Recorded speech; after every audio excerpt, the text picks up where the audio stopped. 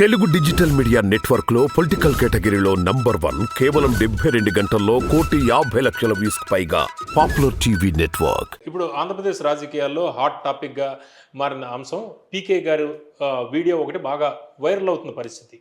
అంటే జగన్మోహన్ రెడ్డి గారు ఎట్టి పరిస్థితుల్లో ఓడిపోతారు, ఎందుకంటే కేవలం వెల్ఫేర్ స్కీమ్స్ మీదే ఆయన దృష్టి పెట్టారు, ఘోరంగా ఓడిపోబోతున్నారు, టీడీపీ అధికారంలోకి వస్తుంది అనేది ఒక వీడియో బాగా హల్చల్ చేస్తున్న పరిస్థితి. అందులో మనం చూస్తుంటే కొంత ఎడిటింగ్ జరిగినట్టు కూడా కనిపిస్తుంది. అయితే అందులో చెప్పిన విషయాల మటుకు చాలా క్లియర్గా వినిపిస్తున్న పరిస్థితి. అంటే ఎట్టి పరిస్థితుల్లో జగన్మోహన్ రెడ్డి గారు ఓడిపోతారు, టీడీపీ అధికారంలోకి రాబోతోందని.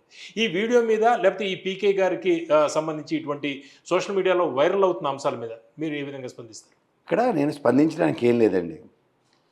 మనం ఒక విషయం ప్రజలకు చెప్పాలి క్లియర్గా.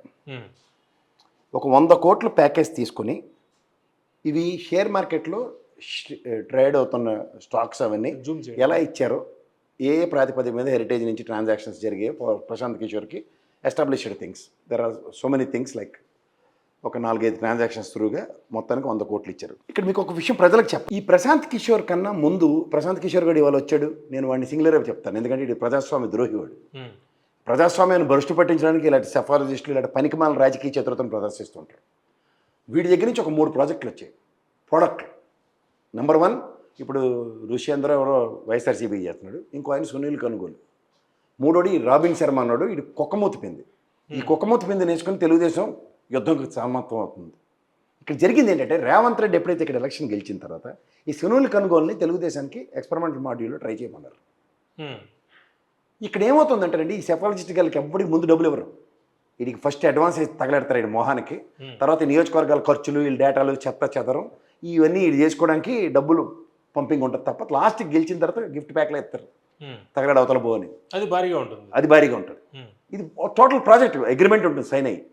ఒకవేళ ఇన్ కేసు వర్స్ట్ కేసులో ఓడిపోతే సమ్ పర్సెంటేజ్ తగ్గించుకోవడం ఇవన్నీ ఉంటాయి. ఇది ఒరిజినల్. ఇక్కడ జరుగుతుంది ఏంటంటే, ఈ సునీల్ కనుగోలు కనుక వస్తే, because is a successful module for Karnataka and Telangana, ఎంత కదన్నా అది వెనైటీ క్రెడిట్. సౌత్ బాగా ఐడియా ఉంది. ఈయన ఎప్పుడైతే వస్తాడో ఈ ప్రమాదం ఎవరికి వస్తుంది, ఈ రాబిన్ శర్మ గారికి వస్తుంది.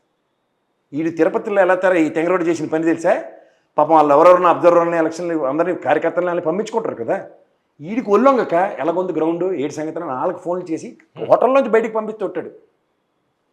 ఏంటిది మనం ప్రచారానికి పైపొచ్చి ఎలక్షన్ అబ్జర్వర్స్ కింద వచ్చాం, మన్నేటి వీడి గ్రౌండ్కి పంపించడండి, వీడి తెంగరోడ్ వ్యాపారం అలాగ ఉంటుంది. ఇది ఇంగ్లీష్.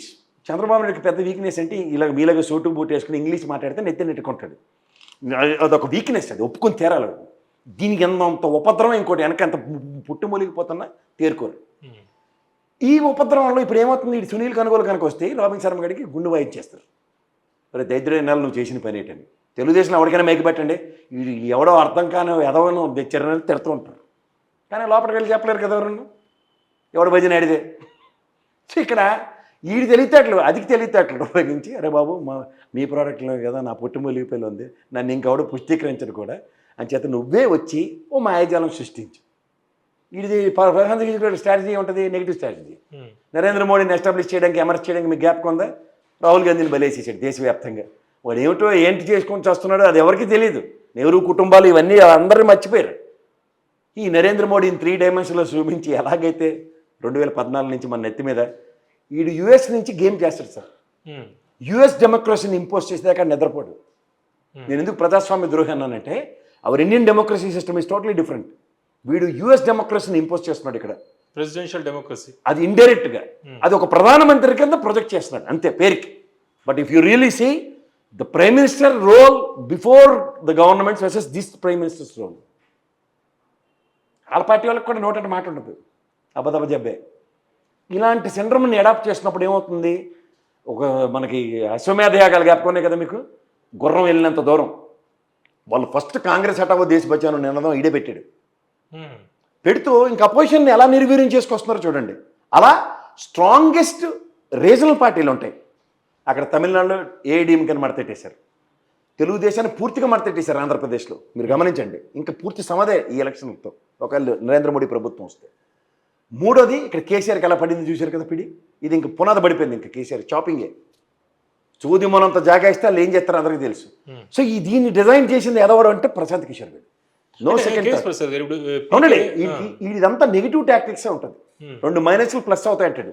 ప్రధానికి ఒకటి రాగానే చూడండి, పాత చింతకాయలన్నింటినీ నూరి అట్లా పచ్చడిని మళ్ళీ తాలింపు పెట్టాడు. సునీత షీ హజ్ ఎమర్జెడ్ ఢిల్లీలో ప్రెస్ మీట్, అది అవుట్ ఆఫ్ ద బాక్సే కదా. ఇది ఎలక్షన్కి లీడ్ అవ్వాలి. ఎందుకు? ఈ 5 ఏళ్ళు బట్టి తెలుగుదేశంకు ఒళ్ళొంగక ప్రజా సమస్యల మీద ప్రజలతో లేదు. తెలంగాణలో సునీల్ కొనుగోలు లాజిక్ అన్నమాట. 2.5 నెలలు 3 నెలల్లో సోషల్ మీడియాని వదలగొట్టేస్తే పని అయిపోతుంది అన్న లాజిక్ని వీళ్ళకి ఇంపోజ్ చేసి, ఎందుకు మీడియా అంతా వీళ్ళకి క్లస్టర్స్లో ఉంది. మీరు ఇది గమనించారా? ఆ సాక్షి వాడు పడుకుని ఎడుస్తారు తప్ప వైఎస్ఆర్సీపీకి ఇంకేముంది? ఏమైనా 4 విషయాలు చేసుకుని ఏమైనా చెప్పుకునే ఉదంతాలు ఉన్నాయా? ఇది అండ్యూ అడ్వాంటేజ్ తీసుకోవడానికి వాడు ప్రిపరేషన్ స్టార్ట్ చేశాడు.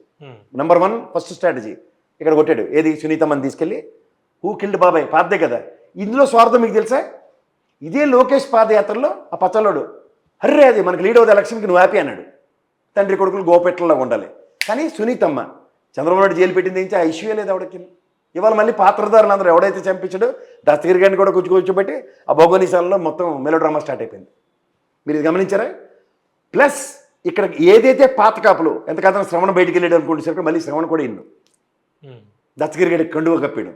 అండ్ మూడోది ఇవాళ సౌభాగ్యమ్మ గారిని కడప కింద నిలబెట్టడానికి ప్లాన్ చేసేస్తున్నారు.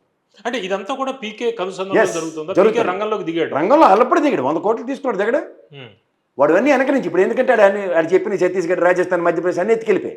అంటే వాళ్ళు ఒక ప్రకటన కూడా రిలీజ్ చేశారు కదా, ఐపాక్ కి మాకు సంబంధం లేదు. ఐపాక్ ఎప్పుడూ అమ్మేసాడు.